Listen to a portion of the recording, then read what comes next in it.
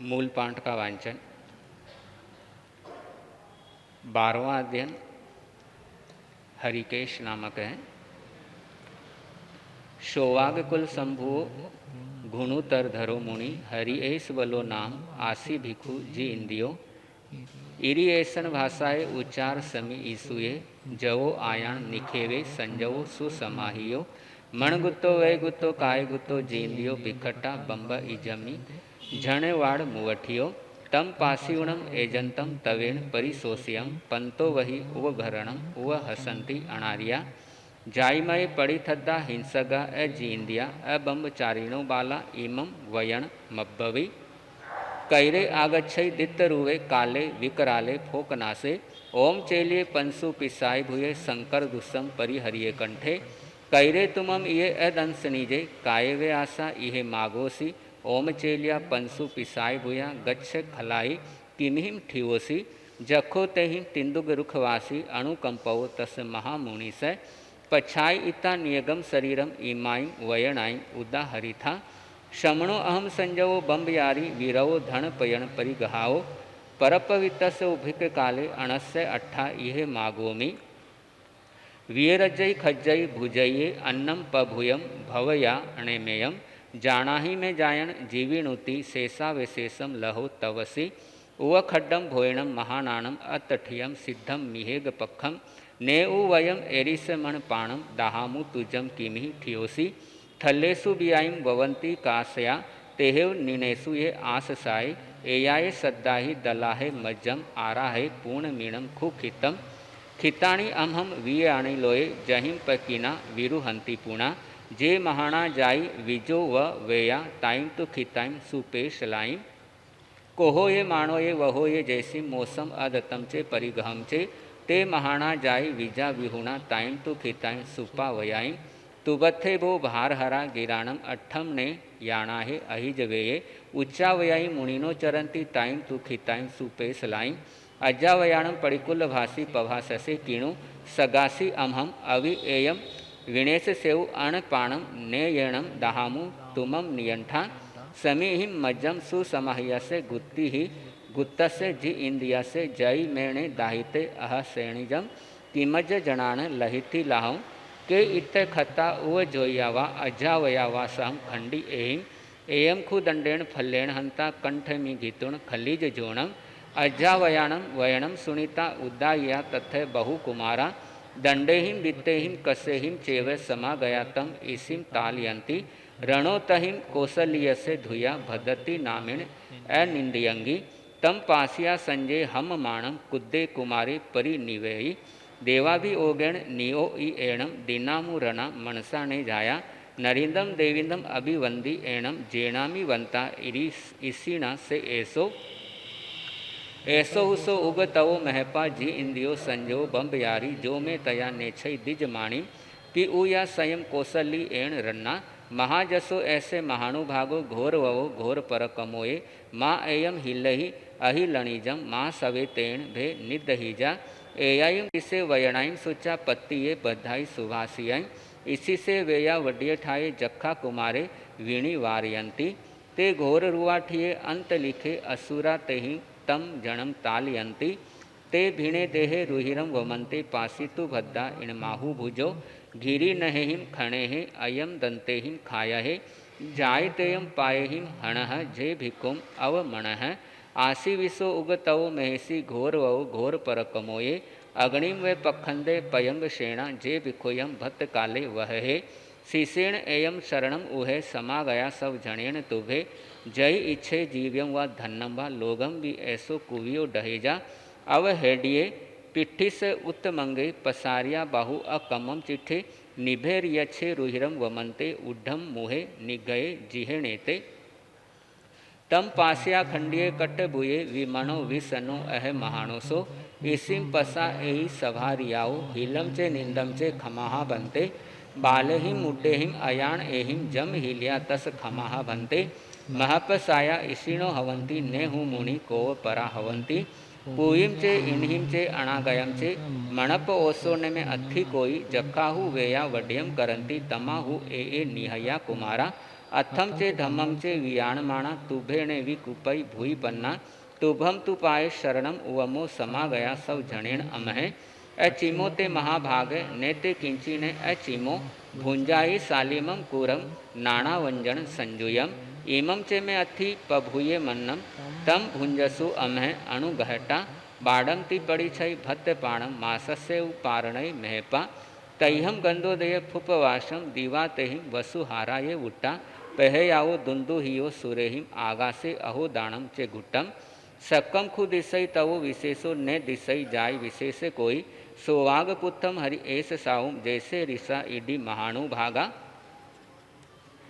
किम महाणा जोई समारंभंता उद एण सोहिम भैया विमगहा जम मगहा बाहिरियम विसोहि ने तम सुदिठम कुशला वयंती कुसम चे जुवम तण कट मग्गिम शायम चे पायम उदयम फुसंता पाणाई भुयाई वि हेडियंता भुजो वि मंदा पगरहे पावम कहम चरे भिखु वयम जयामो पावाईम कम्माईम पणुलयामो अखाई ने संजय जख पुया कहम सुजठम कुशला वयंती छे जीविकाए असामारंभंता मौसम अदतम चे असेव माणा परिगम इतिहो माणम मायम एवं परिणाय चरंती दंता सुसंबुड्डो पंचेहिम संवरेहिम इहे जीव्यम अणवकंख माणो वोसठे काव सुई चेत दहो महाजयम जयी झण सिठम केते जोई कयते जोई ठाणा काते सुया किम चेते कारी संगम एहा येते कैरा संति भिकु कयरेणे होमेणे हुणासी जोई तवो जोई जीवो जोई ठाणम जोगा सुया शरीरम कारी संगम कमेहा संजम जोग संति होमम हुणामी इसीनम पसथम केते हरिये केयते संति तिते कहंसी नहावे रयम जहासी आइखणे संजय जख पुया इच्छामु नाउ भवो सगासे धम्मे हरिये बम्बे संति तिथे अणाविले अत्ते पसण लेसे जहंसी नहाओ विमलो विसुदो सुसियो भूयो पजहामी दोषम एयम सिनाणम कुशलेहिम दिठम महासिनाणम इसिनम पसथम जय हिंसी नाया विमला विसुदा महाऋषि उत्तमम ठाणम पत्ते तिवेमी हरि ऐसीजम नामम बारसम अजैनम शमतम आगमे तिविहे पणते तंजा शुतागमे अथागमे तदु गयागमे ऐसे श्री ज्ञान के विषय में जे कोई अतिचार लगा हो तो मैं आलो जम वाइदम वच्चा मेलियम हीन अकरम अचकरम पयहीनम विनयहीनम जोगहीनम घोषहीनम सुट्टू दिनम दुट्टू पड़ीचम अकाले कौ सज्जाओ काले न कौ सज्जाओ असज्जाई सज्जायम सज्जाए न सज्जायम भणता गुणता विचारता ज्ञान ज्ञानवंत पुरुषों की अविनय आशातना हुई हो तो तस्मिच्छा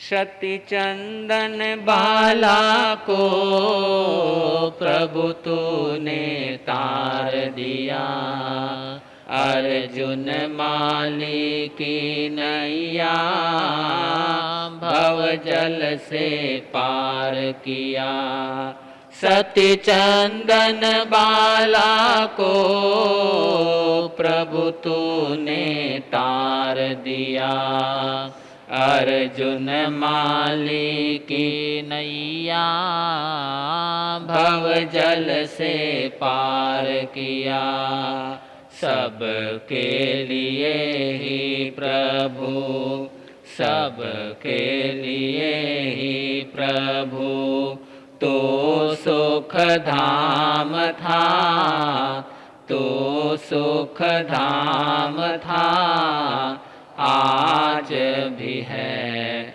और कल भी रहेगा प्रभु महावीर का स्वामी महावीर का मांगलिक नाम था मांगलिक नाम था आज भी है और कल भी रहेगा। 8वां अध्ययन है कपिल नामक।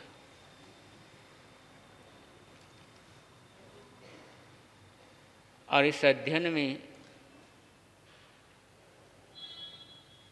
उन अमृतमय गाथाओं का संकलन है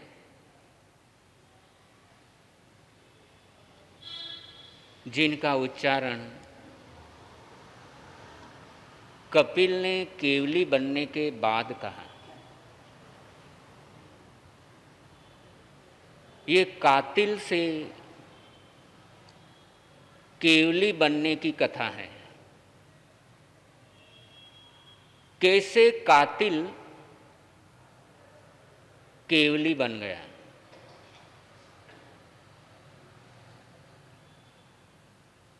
अपनों की बात सुनते हैं तो हम कातिल होने की राह पर आगे बढ़ते हैं। थोड़ा सा आध्यात्म के हिसाब से आगे बढ़ेंगे। आध्यात्म कहता जब तक अपनों की सुनते रहोगे कातिल बनने की राह पर आगे बढ़ोगे, और जिस दिन अपनी सुन लोगे, अपनी बात, उस दिन केवली बनने की राह पर आगे बढ़ जाएंगे। अपनी बात यानी अपने आत्मा की बात। कपिल ने जब तक अपनों की बात सुनी कातिल बनने की राह पर आगे बढ़ गया, और अपनों की तो सुनते ही आए हैं। और जब तक बाहर की सुनते रहेंगे और अपनी आत्मा की पुकार नहीं सुनेंगे, अपने कहते हैं धन कमाओ और आत्मा कहती है धर्म कमाओ।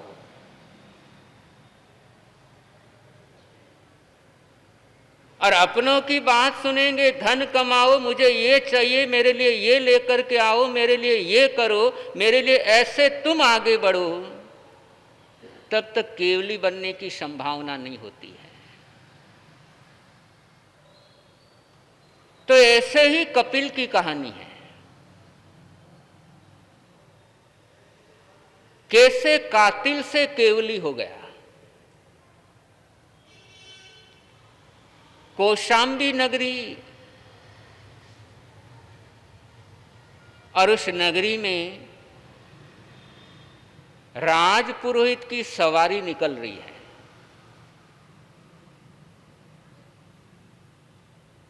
कपिल के घर से आगे वो सवारी निकली।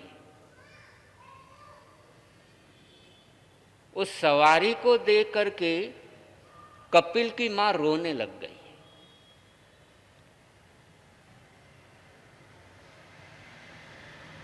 कपिल ने पूछा क्या हुआ।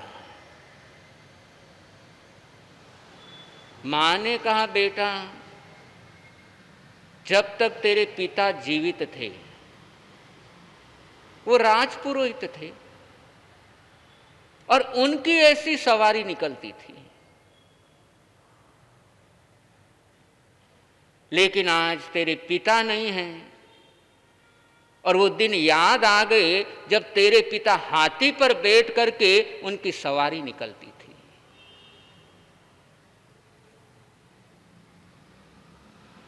कपिल ने मां के आंसू पोंछे और कहने लगा, मां चिंता क्यों करती है। पिता राजपुरोहित थे तो मैं भी राजपुरोहित बनूंगा। मां कहने लगी, बेटा यहां पर तो तुझे कोई पढ़ाने वाला नहीं है। यहां पर वो पढ़ाई नहीं है जो पढ़कर के राजपुरोहित बन सके।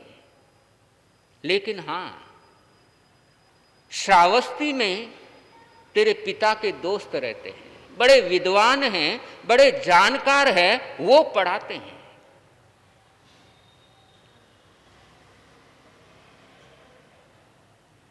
और यदि तू वहां जाकर के पढ़ाई करके आए तो मेरी इच्छा पूरी हो जाए।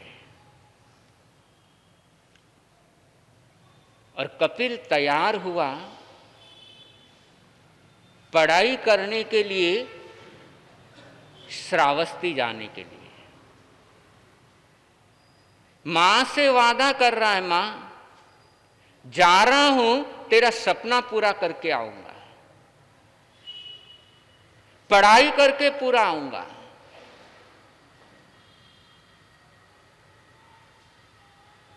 और मां को आश्वासन देकर, मां को ढाढ़स बंधाकर, मां की आंखों से बहते गए आंसू को पोंछकर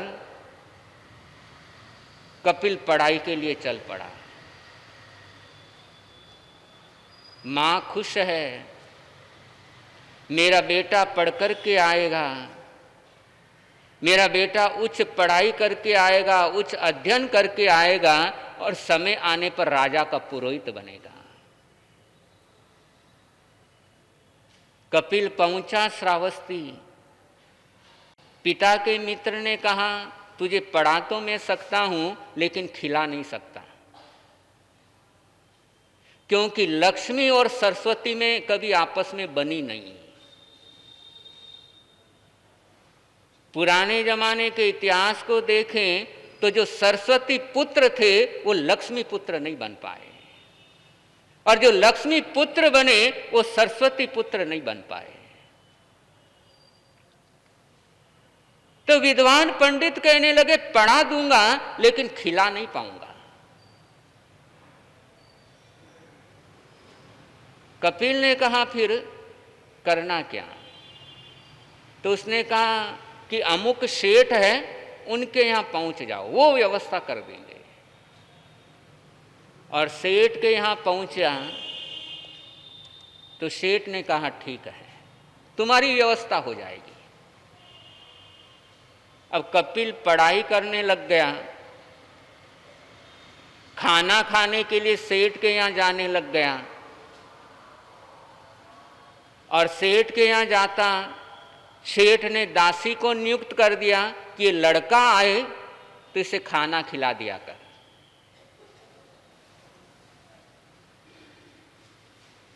अब प्रतिदिन कपिल जाता, दासी खाना खिलाती। वो खाना खाते, खाना खिलाते खिलाते दोनों को आपस में प्रेम हो गया।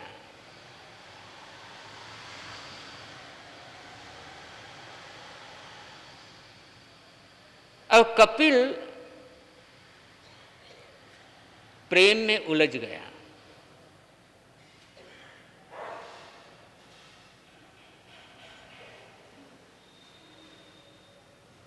पढ़ाई के अंदर मन कम लगने लगा।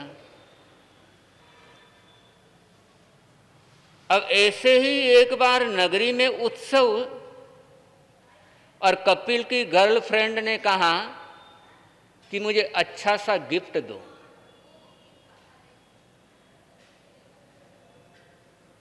अब बेचारा कपिल के पास गिफ्ट कहाँ?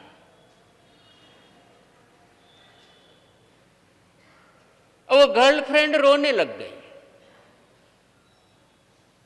कि मेरी सारी सहेलियां उनको उनके बॉयफ्रेंड गिफ्ट देते हैं, तुम तो मुझे कुछ भी नहीं देते हो।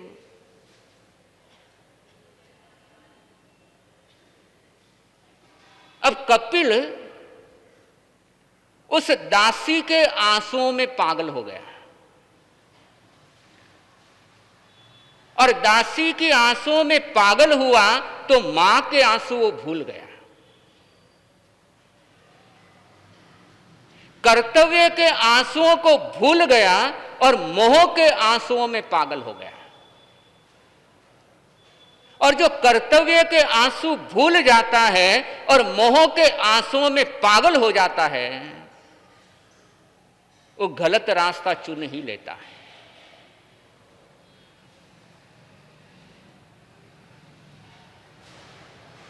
अब दासी रो रही है, उसकी गर्लफ्रेंड रो रही है, लेकिन करे क्या? जेब तो खाली है। और तभी कपिल को पता लगा किस नगरी का राजा, उसने एक नियम बनाया हुआ है कि जो सबसे पहले उसको जाकर के गुड मॉर्निंग बोलता है,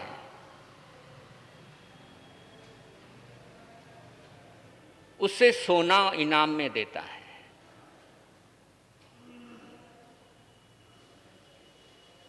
कपिल ने सोचा ये ठीक है कि सुबह सबसे पहले जाऊंगा, राजा को गुड मॉर्निंग बोलूंगा और मुझे सोना मिल जाएगा और अपने गर्लफ्रेंड की डिमांड पूरी कर दूंगा। अब सोचने लगा सुबह का टाइम रहेगा, आंख खुले या ना खुले क्या पता, तो क्यों नहीं रात को ही वहां जाकर के लाइन में लग जाऊं।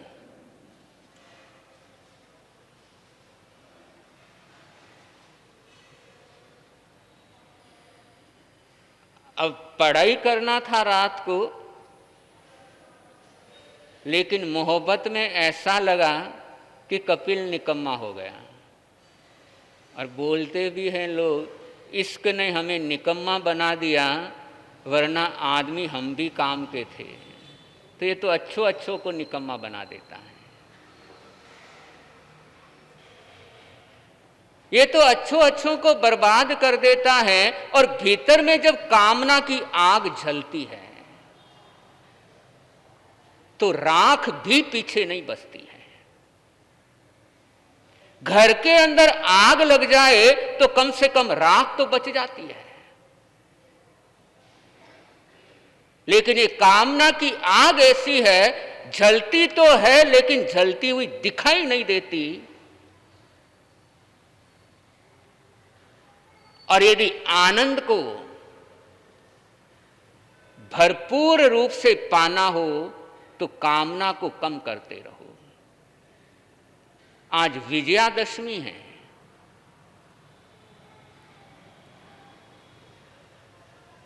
और ये विजयादशमी इसी चीज का प्रतीक है। रावण के मन के अंदर कामना की अग्नि ऐसी लगी कि उसने सीता को उड़ाने की सोच ली।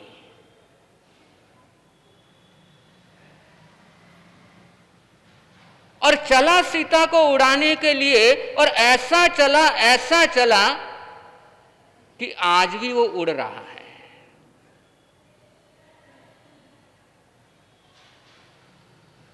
तो ये कामना की अग्नि तो ऐसी खतरनाक है। और इसीलिए आगमकार कहते हैं, ज्ञानी जन कहते हैं, कामे कमाही कमयम खुद दुखम, कि कामना को कमजोर करो, तुम्हारे दुख कमजोर हो जाएंगे।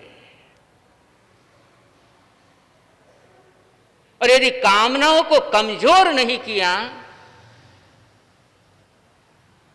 तो चाहे रावण ही क्यों ना हो, उसकी भी दुर्गति पक्की है।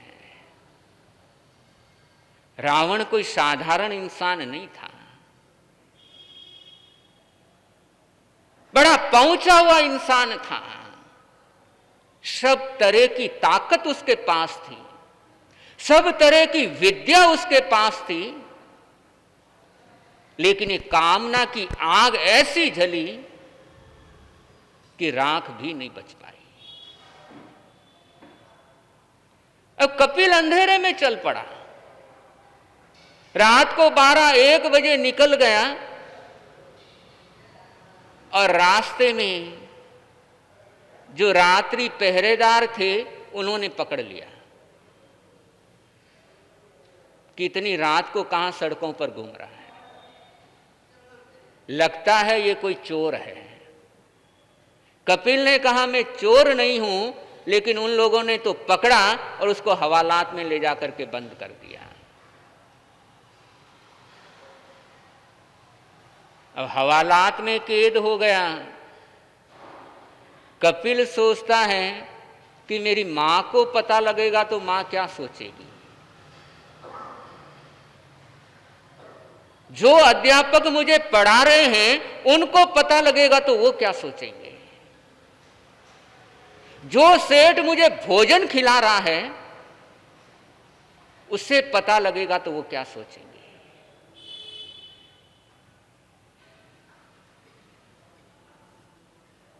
प्रातःकाल उसको राजा के समक्ष पेश किया। राजा ने पूछा कौन हो? कपिल ने कहा मैं चोर नहीं हूं, और सब कुछ बता दिया।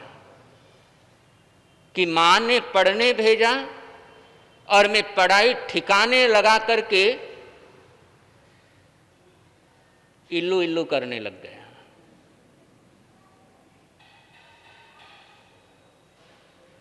ये तोता मैना की कहानी पुरानी होती ही नहीं है। ये कब से चल रही है कि मां बाप बच्चे को पढ़ने के लिए भेजते हैं और बच्चे पढ़ाई के साथ साथ पता नहीं और क्या क्या करते ही जाते हैं। और ये कोई नई आज की बात नहीं है, ये सिलसिला तो हजारों सालों से चलता ही आया है।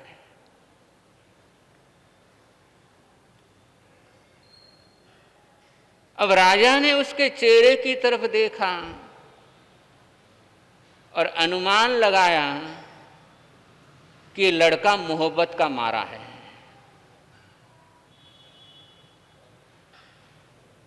राजा ने कहा, क्या चाहिए मांग ले।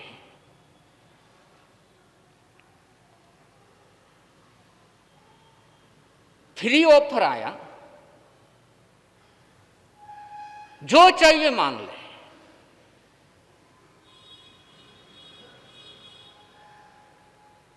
और जैसे ये ऑफर सुना,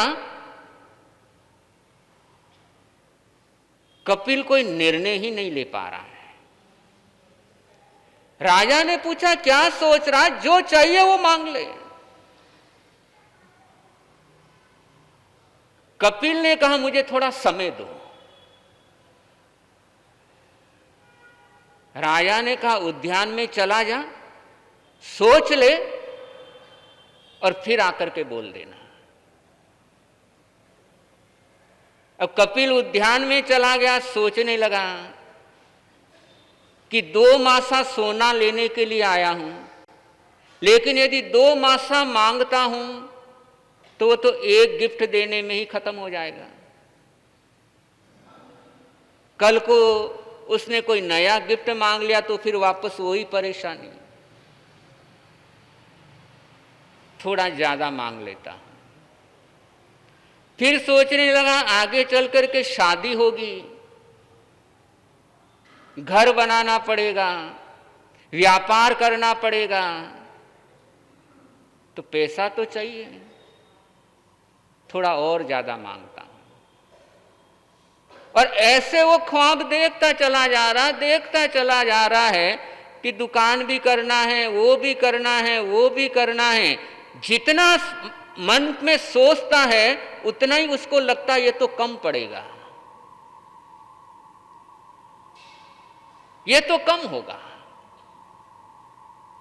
अब सोचता जा रहा कितना मांगू, और जो ऊपर तक पहुंच रहा है वो भी उससे लगता है ये तो कम है। और आखिर वो उस स्थिति में पहुंच गया, सोचा आधा राज्य ही मांग लूं।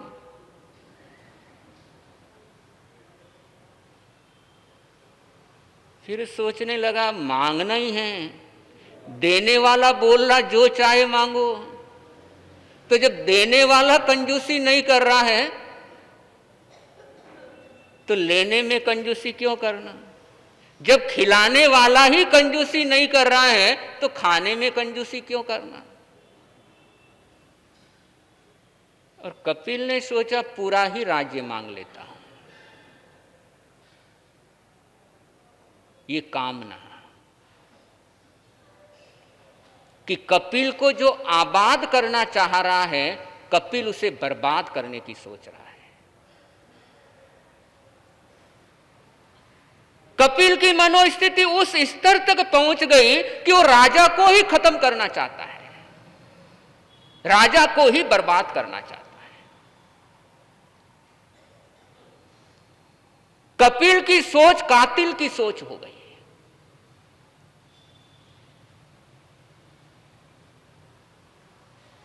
अब उस कातिल की सोच तक पहुंच गया कि सब कुछ मांग लेता हूं।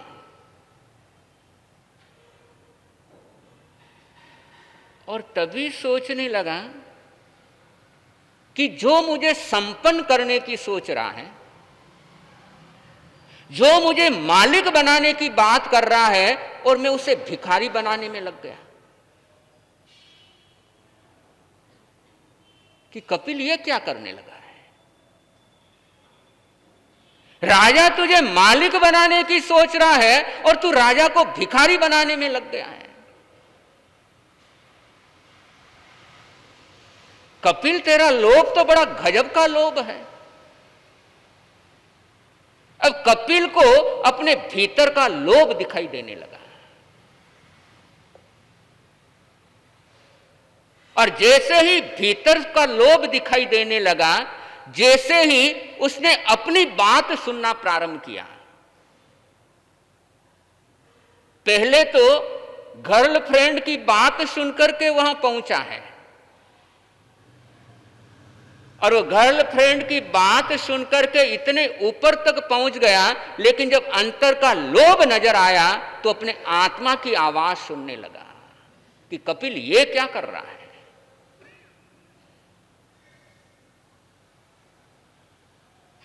और वो आत्मा की आवाज सुनता गया, तो आत्मा की आवाज सुनते हुए कपिल को केवल ज्ञान हो गया। और उधर जब पहुंचा नहीं तो राजा ने बोला, सुबह लड़का आया था, बगीचे में होगा, उसे बुला कर लाओ।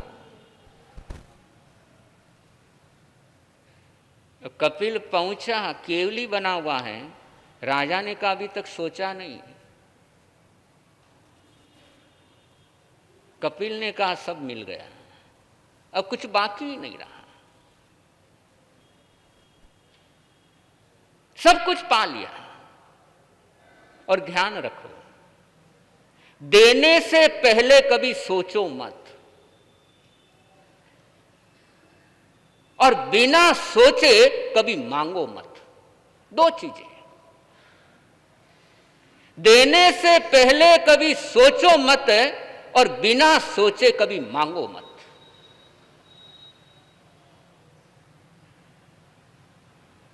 राजा ने कुछ नहीं सोचा, फ्री ऑफर दे दिया, जो चाहिए वो मांग ले। कपिल ने मांगा नहीं है।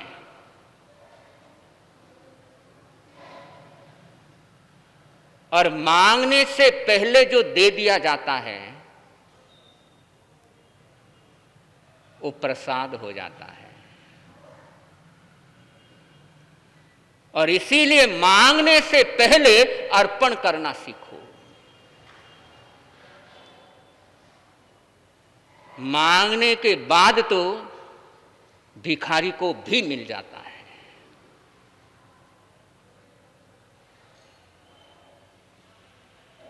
मांगने पर तो उसको जो रास्ते में चलता है वो भी सामने डब्बा कर दिया तो उसके डब्बे में भी पैसे गिर जाते हैं।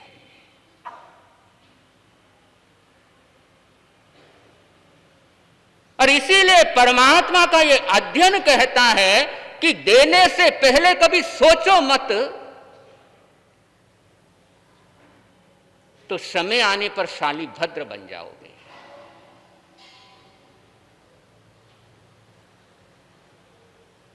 शालीभद्र ने संत को देखा, खीर बहराने से पहले सोचा नहीं कि सारी बहरा दी तो मैं भूखा मर जाऊंगा। नहीं सोचा। और आप लोग देने से पहले 10 बार सोचते हो। इवन भिखारी को भी दे रहे हो तो भी सोचते हो 100 रुपया दे रहा हूं, कहीं जाकर के दारू ना पी ले। और देने का मन था, लेकिन किसी ने कह दिया यार दारू पी लेगा, वापस पॉकेट में रख लिया। क्यों? अस्पताल में डॉक्टर के पास जाते हो, लाखों रुपए देकर के आते हो, वो डॉक्टर क्या करेगा पता है तुम्हें? कोर्ट में वकील को लाखों रुपए देकर के आते हो, वकील क्या करेगा पता है? होटलों के अंदर लाखों रुपए खर्च करके आते हो, होटल वाले क्या करेंगे पता है?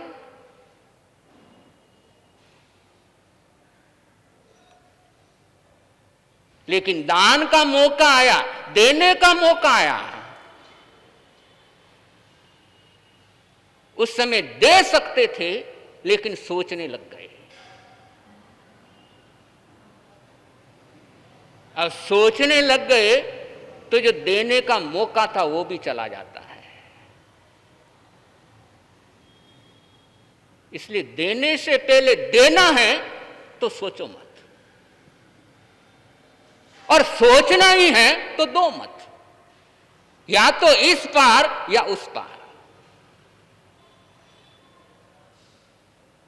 बीच में दुविधा में कभी पड़ो ही मत।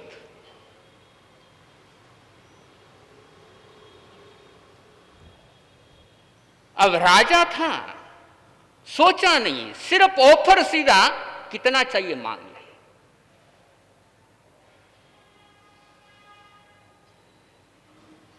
और ये खुला ऑफर जब किसी को देते हैं तो कभी ना कभी सामने वाले को केवली बना देते हैं।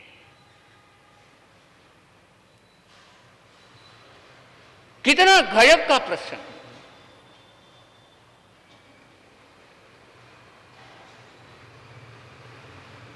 कपिल केवली हो गया, और केवली होने के बाद जो उन्होंने बोला ये इस 8वें अध्ययन के अंदर है। और इसकी पहली ही गाथा किम नाम होज तम कम्यम जेणा हम दुघैम ने गच्छे जा। और प्रतिदिन इस गाथा को चितारना चाहिए। प्रातःकाल उठते ही इस गाथा को दोहराना चाहिए कि मैं आज दिन भर में ऐसा क्या काम करूं जो मुझे दुर्गति में नहीं ले जाएगा। किम नाम होज तम कयम जेणा अहम दुघैम ने गच्छे जा। मेरे को आज कोई ऐसा काम नहीं करना जो मुझे दुर्गति में लेकर के जाएगा। और जब ये सोच रहती है तो जिंदगी के अंदर बुराइयों के आने के चांस कम हो जाते हैं। और एक बार बुराई यदि आ गई तो उसका जिक्र 5वीं गाथा में हुआ। एक उदाहरण देकर के परमात्मा समझा रहे हैं कि मक्खी है, मिठाई पर बैठी हुई है, जब चाहे वहां से उड़ सकती है। किसी के जख्म पर जाकर के बैठी, जब चाहे उड़ सकती है। गंदगी पर जाकर के बैठी, जब चाहे उड़ सकती है।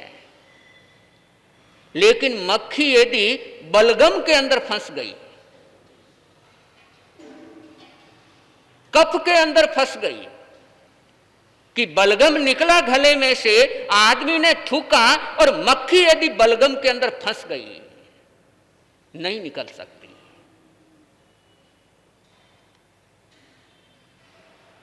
ठीक इसी प्रकार कि एक बार आदमी बुराई के अंदर फंस गया तो जैसे मक्खी बलगम में फंसी हुई बर्बाद होती है, वैसे ही आदमी बुराई में फंस करके बर्बाद होता है। और आगे की गाथा में कहा, दू परिचया इमे कामा नो सुजहा अधीर पुरी से ही। कि एक बार बुरी आदत का स्वाद आ गया, एक बार बुरी आदत का टेस्ट आ गया, तो फिर छूटना मुश्किल होता है।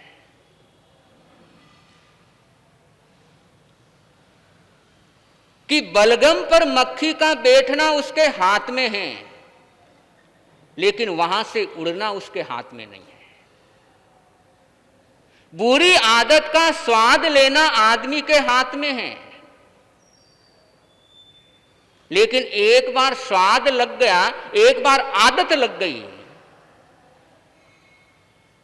तो छूटना उसके हाथ में नहीं है। और देखते हैं, आपके घर में भी आप लोग देख सकते हो, और ज्यादा दूर क्यों, चाय की आदत को ही ले लो। एक बार वो आदत लग गई, चाहते हैं छोड़ना, लेकिन फिर भी छूटती नहीं है। जानते हैं कि ये आदत मेरे को तपस्या नहीं करने देती, ये आदत मुझे कुछ भी नहीं करने देती, लेकिन फिर भी कहां छोड़ पाते हैं, ये छूटती नहीं है। और इसीलिए आगमकारों ने कहा कि एक बार बुरी आदत का यदि स्वाद आ जाता है, एक बार बुरी आदत लग जाती है, तो पीछा छुटाना मुश्किल होता है। और इसीलिए बुरी आदतें हमारे जीवन में आए ना, बुरी आदतें हमारी जिंदगी में ना आए, इसलिए प्रातः काल उठकर के इस अध्ययन की पहली गाथा को चितारना, किम नाम होज कम्यम जेणा अहम दुग्घईम ने गच्छेजा, कि मैं आज दिन भर में ऐसा कोई काम नहीं करूंगा जो मुझे बुराई की तरफ आगे लेकर के जाएगा। और आठवीं गाथा में परमात्मा कहते हैं अनुमोदना का पाप, करना, करवाना और अनुमोदना, तीन चीजें चलती हैं कि कोई करते हैं, कोई करवाते हैं, कोई अनुमोदन करते हैं। और परमात्मा ने कहा अनुमोदन का पाप, जब तक अनुमोदना के पाप से छूटते नहीं तब तक संसार छूटता नहीं है। और संपूर्ण रूप से अनुमोदना के त्यागी ग्रस्त हो नहीं सकता, हो नहीं सकता।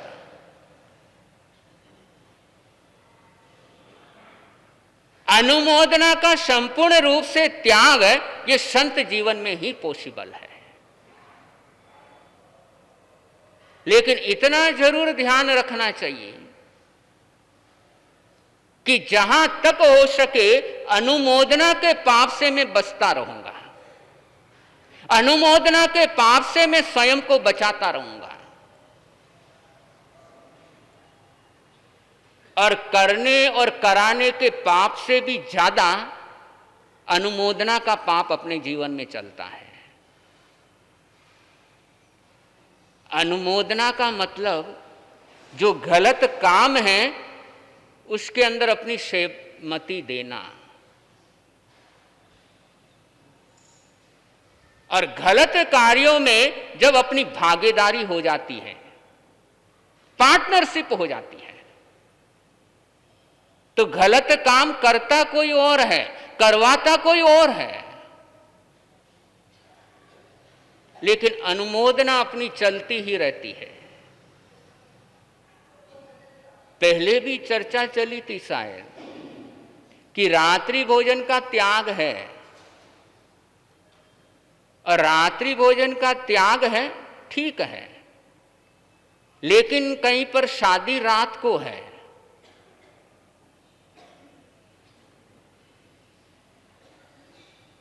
रात को खाने वाले आप नहीं हैं, लेकिन शादी में जा रहे हैं, तो अनुमोदन का पाप लग रहा है। नॉन वेज का त्याग है, नहीं खा रहे हैं, लेकिन यदि नॉन वेज होटल में फंक्शन में जा रहे हैं तो उसका पाप लग रहा है। खाते नहीं हैं, खिला रहे नहीं हैं, दोनों हैं, न खा रहे हैं नहीं खिला रहे हैं, लेकिन वहां पर पहुंचने मात्र से इस पाप के भागी बनते हैं। और इसीलिए जो रात्रि भोजन का त्याग किया हुआ है उनको रात्रि का फंक्शन अटेंड ही नहीं करना चाहिए, जाना ही नहीं चाहिए। क्योंकि रात्रि भोजन का त्याग है और आप नहीं जाओगे तो अनुमोदना के पाप से भी बच जाओगे। गलत होटलों में नहीं जाओगे तो अनुमोदना के पाप से बच जाओगे। इसलिए पाप करते नहीं हैं, कराते नहीं हैं, लेकिन अनुमोदना का पाप अपना चलता रहता है। और अनुमोदना का पाप चलता रहता है, इसीलिए संसार अपना कम हो नहीं पाता है। इसलिए बहुत सी ऐसे चीजों का जहां पर अनुमोदना का पाप लगने की संभावना हो, वहां से बचने का ही प्रयास करना चाहिए। और यदि वहां से बच जाते हैं, बचने का ही प्रयास करते रहते हैं, तो इस पाप से अपने को मुक्ति मिलती है। क्योंकि आगमकारों ने कहा कि जब तक अनुमोदना का पाप रहेगा तब तक संसार रहेगा, तब तक संसार चालू रहेगा। तो ऐसे इस 8वें अध्ययन के अंदर और 16वीं गाथा और उसके बाद 17वीं गाथा लगातार आप सुनते ही रहते हो। जहां लाहो तहां लोहो, लाहा लोहो पवड्ढई, 2 मास कयम कज्जम, कोड़ियम वीने नीठियम। कि जैसे जैसे लाभ होता रहता है, इंसान का लालच भी बढ़ता रहता है। और ये लालच जैसे जैसे बढ़ता है, वैसे वैसे संसार भी बढ़ता ही चला जाता है। तो ये अध्ययन बार बार प्रेरणा दे रहा है कि अपना लोभ कम हो। जैसे कपिल केवली का लोभ कम हो गया, वैसे ही अपना भी लोभ कम हो जाए। हम भी अपनी आत्मा की सुनने लग जाएं। दूसरों की तो सुनते ही आए हैं, अनादि काल से सुन रहे हैं, लेकिन अब वक्त है आत्मा की सुनने का कि मेरी आत्मा मेरे से क्या कह रही है, मेरी आत्मा मेरे से क्या चाह रही है, और आत्मा की आवाज़ सुन करके आगे बढ़ने का प्रयास करना है। तो आगम आराधना का लाभ आप सभी भाग्यशाली ले रहे हैं। और जो भी अभी तक इस आगम आराधना से नहीं जुड़े हैं, और बहुत सुंदर, क्योंकि आगम है, परमात्मा की वाणी है, और ऐसी जिनेंद्र की वाणी के साथ स्वयं को जोड़ने का प्रयास करना है। और आज के आगम आराधना का लाभ भाग्यशाली चंद्रा देवी जी, जितेंद्र कुमार जी, डांगी परिवार, जो कि बहुत धर्मनिष्ठ परिवार हैं और प्रवचन आदि में लगातार लाभ लेते ही रहते हैं। तो ऐसे डांगी परिवार के लिए बहुत बहुत मंगल कामनाएं।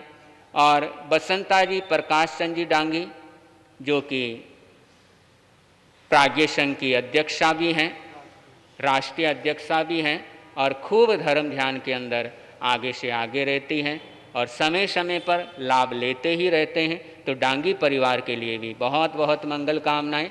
और सुरेंद्र कुमार जी, पद्मा जी दरडा, और महिला मंडल की संरक्षिका भी हैं, और शायद परिवार से भी कुछ दीक्षाएं संपन्न हुई हैं। तो ऐसे परिवार के लिए भी बहुत बहुत मंगल कामनाएं, सत्कामनाएं देते हैं। भाग्यशाली परिवार है, लगातार लाभ लेते ही रहते हैं और लगातार उपस्थित होते ही रहते हैं। तो डांगी परिवार, दरडा परिवार और डांगी परिवार के लिए बहुत बहुत मंगल कामनाएं करते हैं। और जिन्होंने भी अभी तक इस अनुष्ठान के साथ नहीं जुड़े हैं, अपना नाम नहीं लिखाया है, वो संघ के मंत्री जी के पास जरूर अपना नाम लिखा दें।